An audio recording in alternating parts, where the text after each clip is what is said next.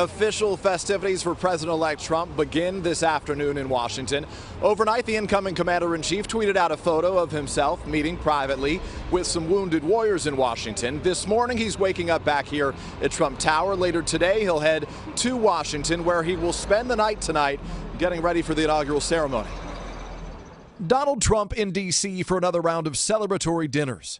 Ahead of his first official act as president, the inaugural address, Trump tweeted this picture of himself writing a speech 3 weeks ago at Mar-a-Lago, his Florida estate, what he calls the Winter White House. Trump's inaugural theme, America First. On tap today, a wreath laying at Arlington National Cemetery, followed by a Make America Great Again celebration at the Lincoln Memorial.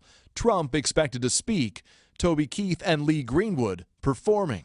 Vice President-elect Mike Pence says the Trump administration is ready to hit the ground running, telling Chuck Todd they'll begin rolling back President Obama's executive actions immediately. You're going to see on that coming Monday morning, the president sit down at his desk and begin to both repeal and put into place executive action that'll start the process of implementing the agenda that we ran on.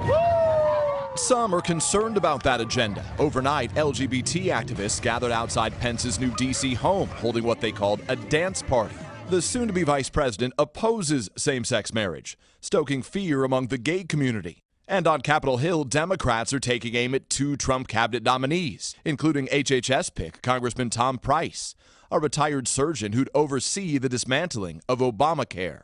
I am very frightened about what you are going to do, and so are millions of Americans. I hope that we're able to work together to truly solve these difficult challenges that we have in our nation. Price is also fending off tough questions about purchasing medical stocks days before pushing legislation that would benefit that company. Did you sell the stock? What I did was comply with the rules of the House in an ethical and legal and above-board manner and in a transparent way. Senator Elizabeth Warren also scolding Price over the fate of Medicare and Medicaid. You know, you might want to print out President-elect Trump's statement, I am not going to cut Medicare or Medicaid, and post that above your desk in your new office.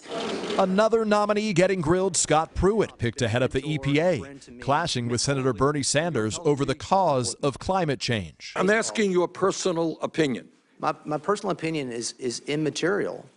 Really? To the job of you are going to be the head of the agency to protect the environment, and your personal feelings about whether climate change is caused by human activity and carbon emissions is immaterial? Comparatively smooth sailing for South Carolina Governor Nikki Haley. Still, the UN ambassador nominee became the 3rd cabinet pick to publicly break with Trump over the issue of Russian aggression. I don't think that we can trust them. I think that we have to make sure that we try and see what we can get from them before we give to them. More confirmation hearings scheduled today. The Energy Secretary pick Rick Perry and Treasury Secretary choice Steve Mnuchin. As for the selection of Sonny Perdue for Agriculture Secretary, what that means is that if confirmed, the cabinet won't include a single Democratic politician or a Latino in it for the first time in at least a generation. Matt and Tamron. All right, Peter Alexander down the street from us here. Peter, thank you. Hello, Today fans. Thanks for checking out our YouTube channel. Subscribe by clicking that button down there and click on any of the videos over here to watch the latest interviews, show highlights, and digital exclusives.